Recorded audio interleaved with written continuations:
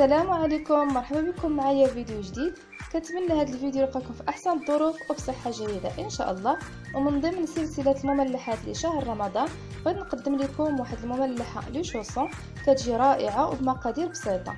بسم الله ندوزو للمقادير والطريقه ديال التحضير.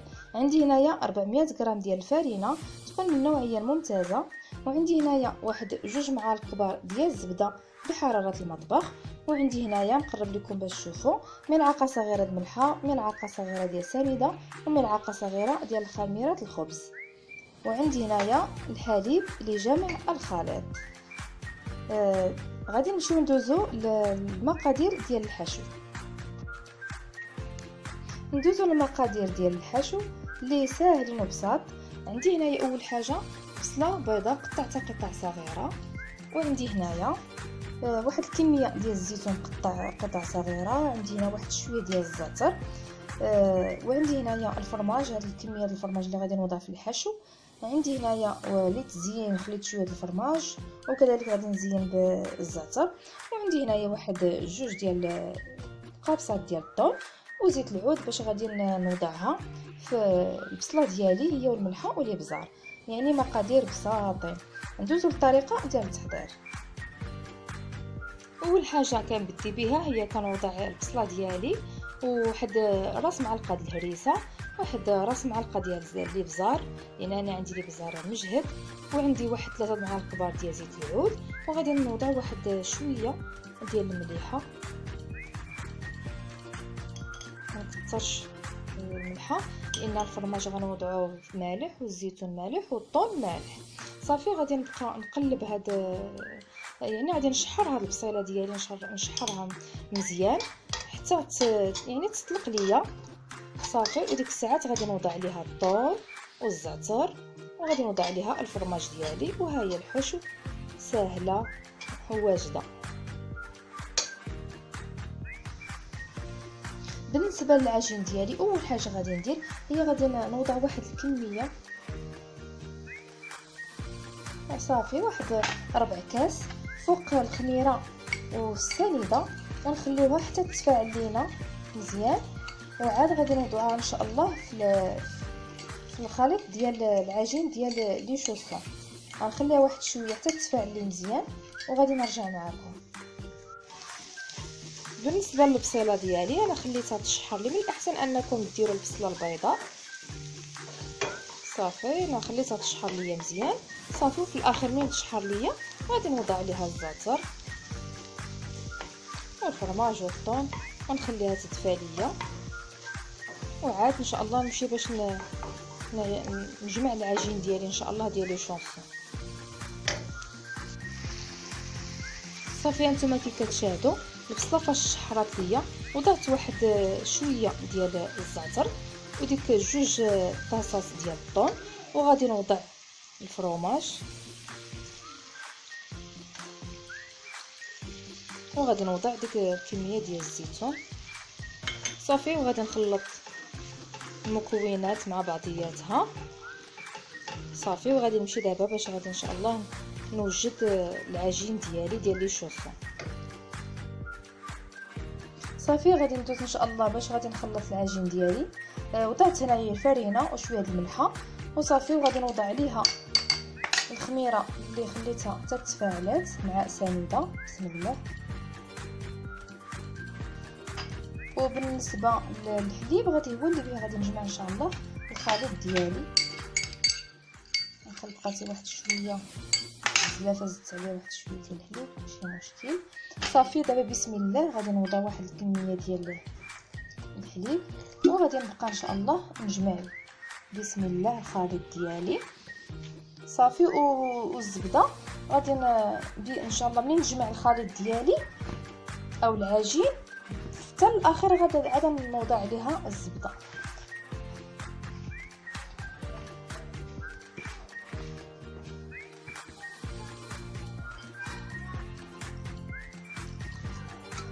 يعني نوضعوا غير شويه بشويه حتى تحسوا بالعجين ديالكم تجمع ليكم. صافي دابا انا غادي نبقى هكا على هاد الطريقه هذه حتى نجمع العجين ديالي مزيان، وان شاء الله نرجع معكم باش ملي نبغي نوضع الزبده نوريكم.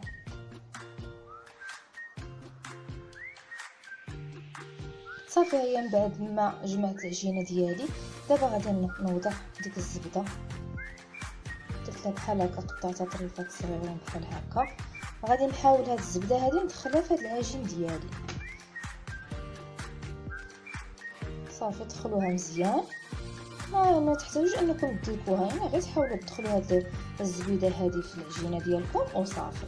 المهم انا غادي نمشي باش غادي نحاول بحال هكا، بحال هكا وتدخلوها فيها بحال هكا تجيب، يعني سهله ماشي.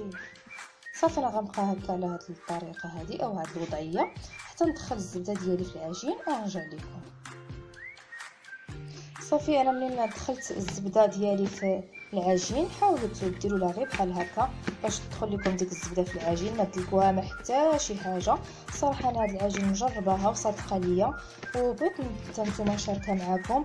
يعني اي وصفه انايا كنديرها الصراحه الله في القناه ديالي الا وانا مجرباها وصدقات لي 100%. عاد باش راني كنوريها لكم باش ان شاء الله نتوما ملي تجربوها تصدق لكم 100%.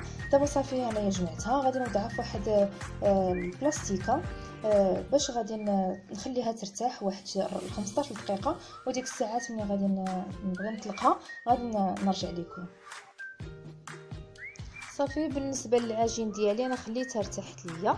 صافي دابا غادي نوضع على مائده ديال العمل، سطح العمل، واحد شويه ديال الفرينه. صافي وغادي نحاول نطلق العجين ديالي كامل وصافي. ديك الساعات نبقى نطبعو بهكا بهذا المول اللي عندكم دائري بحال هكا ولا زليفه اللي عندكم متواجد في المنزل ديالكم، المهم ديروه على شكل دائري. انا غنمشي نطلق العجين ديالي بالله ونرجع معكم. صافي هانتوما كي كتشاهدوا معايا طلقت العجين ديالي. صافي دابا غادي نبقى نطبعو بهذا المول اللي عندي دائري. صافي غنبقى نمشي بحال هكا حتى نطبع العجين ديالي كامل، وديك الساعات ملي نبغي نعمرهم غادي نرجع معكم ان شاء الله. من بعد ما قطعت العجين ديالي دوائر صافي غادي نبقى دابا نعمر لي شوسون ديالي. بسم الله، ناخذ ملعقه صغيره وغادي نبقاو نعمر الحشو ديالي. صافي وغادي نبقى نضغط عليه. اول حاجه بعدا تاخذوا شويه ديال الماء، هاد الزليفه انا درت فيها شويه ديال الماء والشيته، وتحاولوا تدهنوا الاطراف ديال العجين ديالكم باش يتسدلوا لكم ما يتحلوش من تدخلوهم للفران بحال هكا. صافي وغادي تشدوا لي شوسون ديالكم. صافي وغادي تثبتوهم بالفرشيطه، تاخذوا الفرشيطه وتثبتوا لي شوسون ديالكم هكا هكا.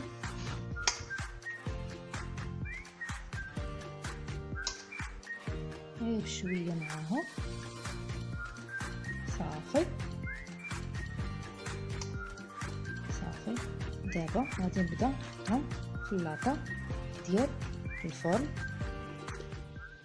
اللي سبق لي وضعت لها ورق الفرن. صافي غنمشي انايا على هاد الطريقه هذه حتى نعمر لي شوسون ديالي وان شاء الله نرجع معكم. صافي الا بغيتو تغتنموا الوقت ديالكم ممكن انكم يعني في وقت يعني في نفس الوقت انكم تعمروا واحد الكميه. صافي وتبقاو ديك الساعات تخدموا انكم تسدوهم. غادي نعاود معكم واحد الوحده. انا ديجا درت لهم الماء في الجناب باش ما يتحلوا لكمش في الفران. صافي وتبقاو بحال هكا تثبتوهم بالفرشيطه. صافي انا دابا ان شاء الله غادي نكمل غير بشويه. حاولوا معاهم، حاولوا معاهم بشويه، انا تيبغيو الخاطر هاد لي شوسون. صافي صافي انا غادي نمشي بحال هكا على هاد الطريقه هذه حتى نعمر اللاطه ديالي في الفران، وديك الساعات ملي نبغي نزينهم غادي نرجع معكم. صافي انايا كملت لي شوسون ديالي. دابا غادي نزينهم. خديت بيضه اللي غادي نوضع عليها واحد القطرات ديال الحليب. صافي وغادي نخلط بسم الله.